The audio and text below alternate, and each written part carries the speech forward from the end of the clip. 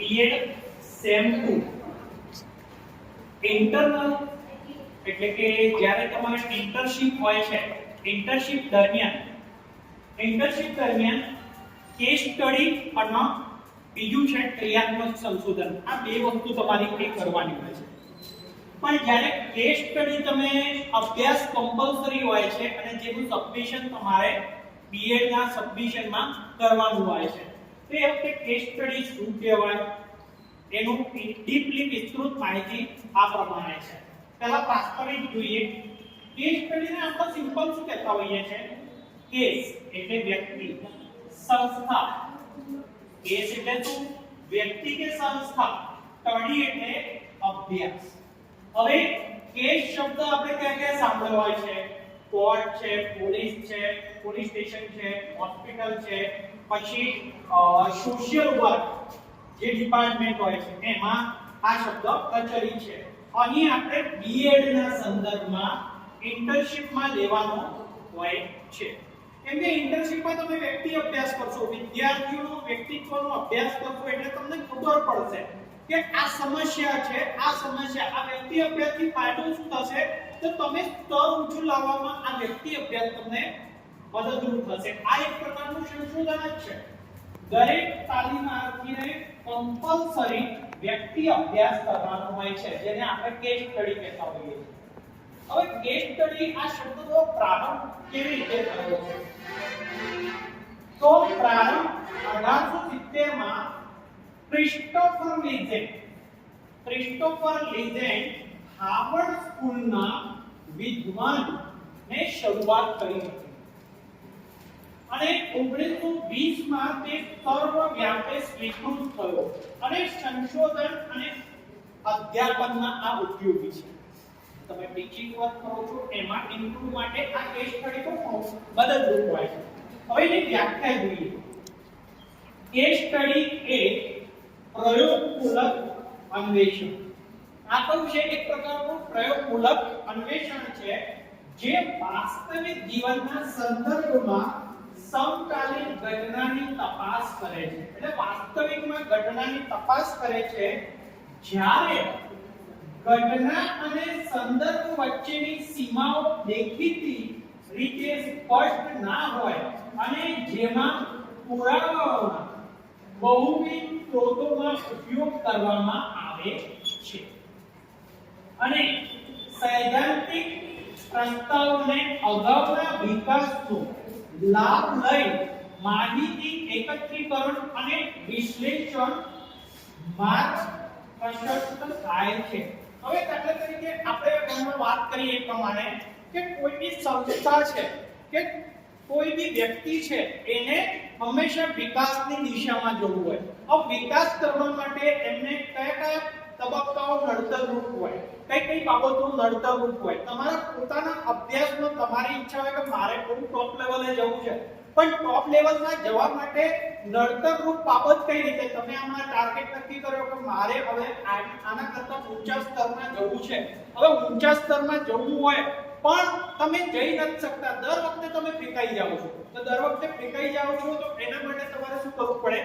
Case study. Case study તમારો વ્યક્તિ અભ્યાસ કરશો એટલે તમને ખબર પડશે કે કઈ કમી છે અને કઈ ખૂબી છે. એટલે ખૂબી પ્રત્યે તમે ધ્યાન આપશો, કમીને દૂર કરવાનો પ્રયત્ન કરશો.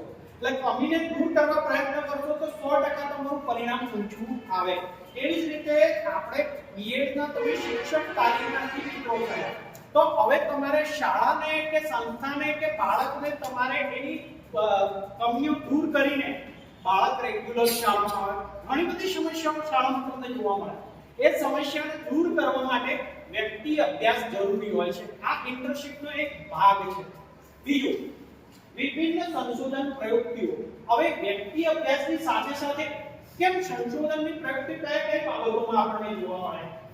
એક છે પ્રયોગ. કેવા આમાં પ્રવૃત્તિ યુઝ થઈ શકે. પછી સંશોધનનું સ્વરૂપ.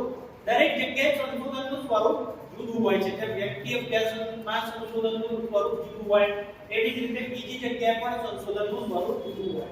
પછી સંશોધનનું સ્વરૂપ, પછી કિસ્સા ઘટના પર સંશોધનનું નિયંત્રણ. હવે આપણે થયા સંશોધક. તમે જે વ્યક્તિ ક્રિયાત્મક સંશોધન હોય કે કેસ સ્ટડી કરતા હોય એ શું થયા? સંશોધકો થયા. તમે જે વ્યક્તિ અભ્યાસ કરો છો તો તમે સંશોધક થયા. હવે સંશોધનનું નિયંત્રણ હોવું જોઈએ. તમે જે અભ્યાસ કરો છો એમાં કઈ કઈ બાબતો હોય છે, એમાં નિયંત્રણમાં આનામાં બાબતો તમારી હોવી જોઈએ. પછી સાંપ્રત કિસ્સા કે ઘટના પર કેન્દ્રિત હોવી જોઈએ. તો તમે જે કેસ સ્ટડી કરો છો એ લાંબા ગાળે ઉપયોગી છે, હમણાં વર્તમાનમાં ઉપયોગી છે, ક્યારે શું બેનિફિટ થશે એના વિશે વિગત છે. તો પહેલું જોઈએ પ્રયોગ. કોઈ બી પ્રયોગ હોય તો પ્રયોગમાં સંશોધનનું સ્વરૂપ કેવું હોય છે? આ શા માટે, પછી કેવી રીતે, ત્યારે થોમસ આલ્વા એડિશને અથવા ન્યૂટનને માથા ઉપર સંબંધન પડ્યું ત્યારે પહેલો પ્રશ્ન થયો કેવું સંશોધનનું સ્વરૂપ, શા માટે પડ્યું, કેમ ઉપરથી નીચે પડ્યું, પર કેમ ના ગયું, એવું તો શું છે આ ફેરફાર થયો, પછી આ કેવી રીતે શક્ય બન્યું, પછી એમાં સંશોધકનું નિયંત્રણ છે કેમ કે ન્યૂટનનું નિયંત્રણ હતું ત્યારે શક્ય બન્યું સંશોધન ઉપર આગળ વધી શક્યા. પછી એમાં એ સાંપ્રત પ્રમાણે લાગુ પડે છે. હા, હમણાંની ઘટના જ છે બરાબર, અને હમણાંની ઘટના પરથી એમને નિયમો તારવ્યા બરાબર. વાત શું થયું? પ્રયોગ. બીજું છે સર્વેક્ષણ. સર્વેક્ષણ એટલે માહિતી એકત્રીકરણ થાય છે. ઘણી જગ્યાએ અમુક જગ્યાએ માહિતી એકત્રીકરણ કેવી થાય છે કે આ સમાજ છે કે આ ગામ છે, આ ગામ કેટલું સમૃદ્ધ છે તો એ લોકોની આર્થિક પરિસ્થિતિ જોવામાં આવે છે.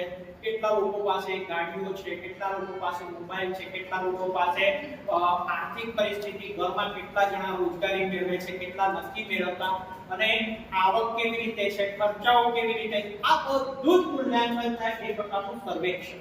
આ સર્વેક્ષણ દરેક બાબતમાં થઈ શકે.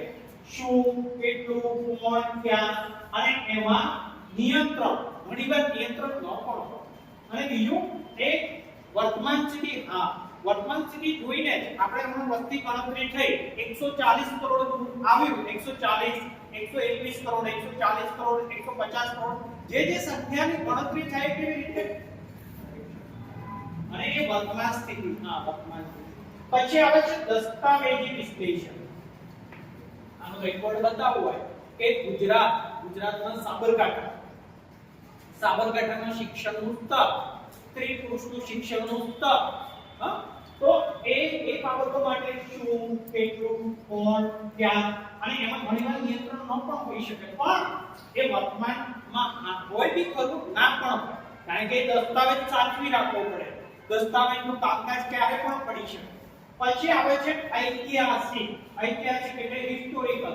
હવે રાણકી વાવ છે બરાબર, એવી જ રીતે જૂની આપણી સંસ્કૃતિની કોઈ બી જગ્યા છે, એ જગ્યા શા માટે, કેવી રીતે, એનું તમે ઊંડાણપૂર્વક જોશો ત્યારે એ કિસ્સામાં સંશોધકનું ઘણીવાર નિયંત્રણ ન પણ હોય. અને બીજું શું છે? સાંપ્રત ઘટનાને કારણે હિસ્ટોરિકલ છે તો જૂનું પુરાણ હોય, હડપ્પા સંસ્કૃતિ છે, મોહેંજો-દડો સંસ્કૃતિ છે, હવે એ રાવ પર તમારે ઐતિહાસિક પદ્ધતિનો છે. એવી જ રીતે વ્યક્તિ અભ્યાસ થાય છે. તો વ્યક્તિ અભ્યાસ આપણે શા માટે કરીએ છીએ, કેવી રીતે કરીશું, એમાં ઘણીવાર નિયંત્રણ ના પણ હોય, અને પછી એક વર્તમાન પરિસ્થિતિને અનુરૂપ હોય. હમણાં બાળકો વચ્ચે ઘણા એવા કિસ્સાઓ બને છે જેનું નિયંત્રણ કરવું અશક્ય પણ હોય, પણ જ્યારે વ્યક્તિ અભ્યાસ કરીશું ત્યારે આપણે ઘણી બાબતોમાં કંટ્રોલિંગ પાવર આવી શકે અને વિદ્યાર્થીઓનું સ્તર પણ વધી શકે. ઘણી બધી બદલીઓ આપણે દૂર કરી શકીએ કોના કારણે? વ્યક્તિ અભ્યાસ. અને આપણે બીએડ, બીટીસી, શૈક્ષણિક તાલીમી સંસ્થાઓ છે એમાં આ વ્યક્તિ અભ્યાસ બહુ જ ઉપયોગી હોય છે. પછી આવે છે એનું સ્વરૂપ કેવું. ઘણીવાર આપણે વાર્તાઓ લખતા હોઈએ, મૌલિક લખાણ લખતા હોઈએ, પોતાનું થિંકિંગ લખતા હોઈએ, એના કરતાં જુદું હોય છે. આ વૈજ્ઞાનિક હોય. કેવું હોય છે? વૈજ્ઞાનિક. તમે જે રિસર્ચ કર્યું, જે પરિણામ આવ્યું એને અનુસાર એક એનું સ્વરૂપ કેવું હોય છે? વ્યક્તિ અભ્યાસનું અન્વેષણ, વર્ણન અથવા સ્પષ્ટીકરણ. ત્રણ બાબતો: અન્વેષણ, વર્ણન અને સ્પષ્ટીકરણ. અન્વેષણ એટલે શું કહેવાય?